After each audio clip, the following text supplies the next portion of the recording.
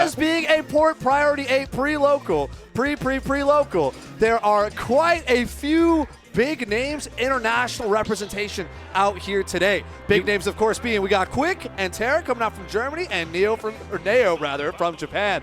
It is definitely heating up the bracket because we also got some of PNW's best players around too. Yep. Right, H4, Ludo, Jojo. These guys are up and ready to play. Give it their absolute best shot. We got two of our best players put up right here. We got JDV and Raiyihn playing the other sides here, winners quarterfinals. One of the few that made it this far without having to run to international talent. But we're gonna get right started into this matchup. We've seen it time and time again. Pac-Man, Snake, PS2. How's it looking? It's looking a lot like a grand finals, I'll tell you that. The fact that this is winners quarters is absolutely insane and speaks to how stacked this tournament is. This is legitimately, this is a C tier. They did the math. This local is a C tier by itself. And I'm not joking when I say JDV Raiyihn is like grand finals worthy. This is literally grand finals of half of our locals. Right, and both these players are very, very good. It would be a surprise to see either of them in grand finals here, but at the same time, they would have earned it. They definitely would have earned it if they made it out this far. But historically, we've seen JDV feel pretty comfortable up against Raiyihn. And I guess I want to say this matchup in general definitely knows how to play against the grenades. This I called him in a lot last week as well. But we saw JDV catch these grenades, using grenades in combos, getting rid of them, helping control space. It's JDV's got that down lock, and that helps change the pace of this matchup so much. But Raiyihn right there just got the bell stun. Wasn't able to confirm, pop the up smash instead. So what he was looking for there, I have seen him do this combo before. Off of that stun, he plants the C4, hits you with the scoop box of the up smash, which launches you into the full hit into the C4, and that kills at like 50%. That is insane. Absolutely insane. Right now, Ryan's going to pick up this first stock. JDV's going to have to fight your weight a little bit. I think if Raiyihn watched the hard circle camp here even more, he definitely could. But we're going to see the bell thrown upwards. That up smash is going to take it, and we'll reset right back to 2 stocks apiece here. Yeah, we're keeping it close, keeping it even. This is one of those matchups where once you get the advantage, you can really start to run away with it. So the fact that JDV was able to immediately close out that stock after Raiyihn is pivotal to his game plan, because look how defensive he gets to be right now. He wouldn't get to do this if he didn't take that stock. Yeah, he needs that lead to carry this forward and keep that distance, play that mid-range that he really likes playing, especially since he does not fear grenades whatsoever. And right now, it's been doing absolute numbers for him with about a 70% advantage here. What's the last trap going to be? We're throwing that grenade into the bell. We got a regrab on the bell. He's going to pop a grenade. Raiyhn's going to keep her own distance. Slammed by the Hydra and getting popped again by your own weaponry. Raiyhn is struggling right now. That whole situation was just so weird. It felt like my man was playing one of those old the arcade games where you have Galaxy and Galaga, which I guess that makes sense. We're he is up against bullet Pac-Man. hell type stuff, right? I get you. I totally get you. My man's in a vertical bullet hell just trying to land against this Pac-Man. We got bells. We got fire hydrants. I don't know what version this is, but I don't remember that one from my Galaga. This is not exactly what I grew up in the 80s playing. Which you did grow up in the 80s. Oh, yeah. That's a true story. Definitely, 40 years this old? This man's yeah. 45. 100%, 100%. We got the key out, breaking through the Hydra, try to kind of break through this far range, but JDV is perfectly content sitting back, waiting for perfect opportunities to bell. Almost got the regrab there, not quite. They're getting popped up. JDV looking for that scoop anti-air with the upper to close off the top. 167%. Oh, barely. The Apple does it. I think that was actually survivable, but honestly, you can't fault Raiyihn for getting caught out there. That's one of JDV's specialties. He is known amongst the Pac-Mans, first of all, as being the second best Pac-Man in the world. And best Pac-Man NA. And best Pac-Man NA. But also, one of the things that sets him apart from the pack is how good he is at using all those different fruits. That apple really does come out once a day, but when it comes out, it always hits. It is definitely keeping your opponent at bay.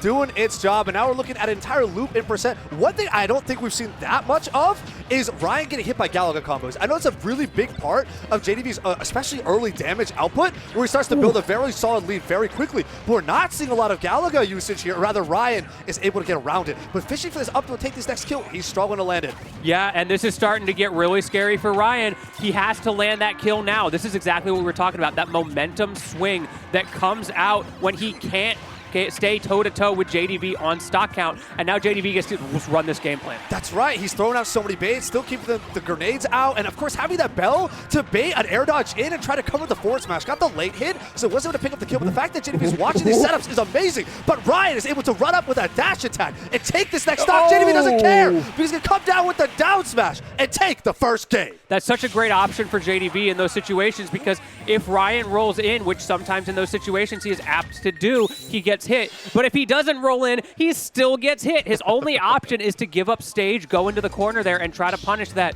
Surprisingly hard to punish down smash in those kinds of tight situations. Yep. That's one of those moves that's like, oh yeah, just punish him after the hit. But like, in situ, are you really going to punish Pac-Man for that? Once you're really in there, right, the amount of active frames I think throws people off a little bit, right? Yeah, exactly. Where it's like, okay, how long am I actually supposed to wait before I don't run in and get slammed by late hit, right? It's one of those non-standard times. I waited too long, and suddenly, oh, he's recovered, and now he's good to go. Exactly, and now we are going to FD for game number 2. That's an interesting pick. Actually, this brings up a great point about our rule set here in PNW, because there's been a lot of controversy. Drama. Yeah. There's been a lot of drama. This right here, y'all, is why we run the rule set we do. One ban, full DSR in our best of 5s, and as a result, we get really diverse stage picks, and I think that's awesome. I'm not sure if this is best of 5. No, this is best of 3 territory. This is best of 3, but okay. Nevertheless. All right. Good to bring up just in case, because it is topical. I totally see you.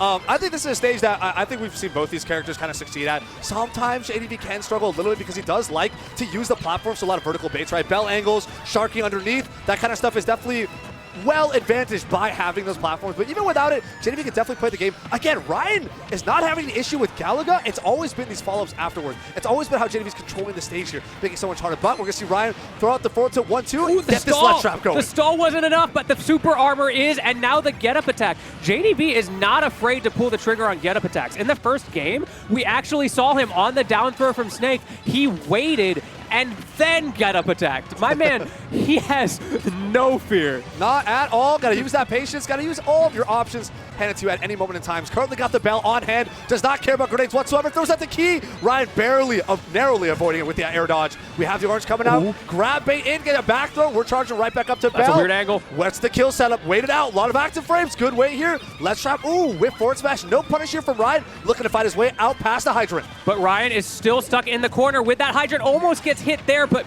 beautiful spacing to stay just past that hitbox.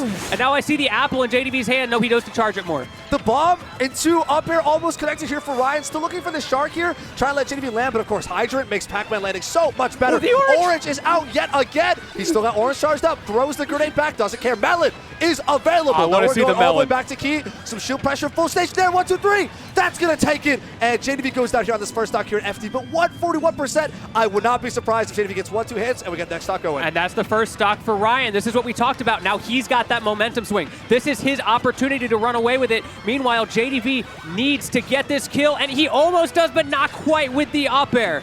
That is so close. Again, we have the bell. We have a regrab this time from Raiyihn. Can we see an insane setup? No. JDV definitely knows how to play around it.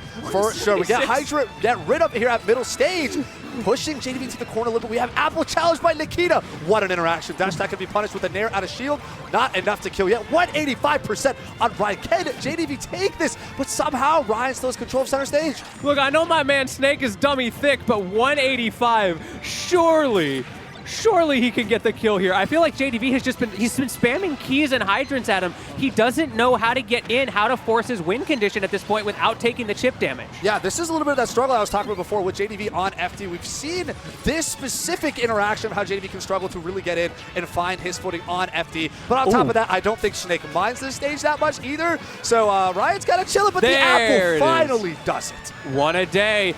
More or less, he always finds a way to find those apple kills when he brings it out. Very good patience from him. Speaking of patience, Raiyhn waiting for JDV's get-up option there, able to get back to the stage, and now he's finally getting his combo started, but he has got a hill to climb. Yeah, that's the first Galaga combo I've seen in a long time, but look at the numbers it does. We're already at 64% here on Raiyhn, barely able to do anything on the stock that he's been alive, but 151% on JDV means one throw he's dead, one up till he's dead. We have the Galaga. We're going to see some Galaga Snake combos. That would go crazy. Yeah. Pushing JDV JDV to the ledge. We have Hydra right back out, but he's got control of center stage yet again. Cal got a pressure grenades. Seems like JDV's not phased. This might be at 154%. Ryan's going to have to work hard to land this last kill. Yeah, this is the opportunity for JDV to come back. 75% is nothing to sneeze at for Raiyhn. He has to be very careful because of reversals like that. If that hadn't been there to send JDV away from him, he could have converted that into a kill, but instead, Raiyhn gets his own up tilt and now sending up that hydrant, trying to stuff out JDV with those iframes. JDV not falling for it, and now his opportunity. He has to find this kill right here, right now, or Ryan's just going to walk away from him and force a game number 3. Yeah, this could be very, very difficult for JDV as we see the dash tag grenade combo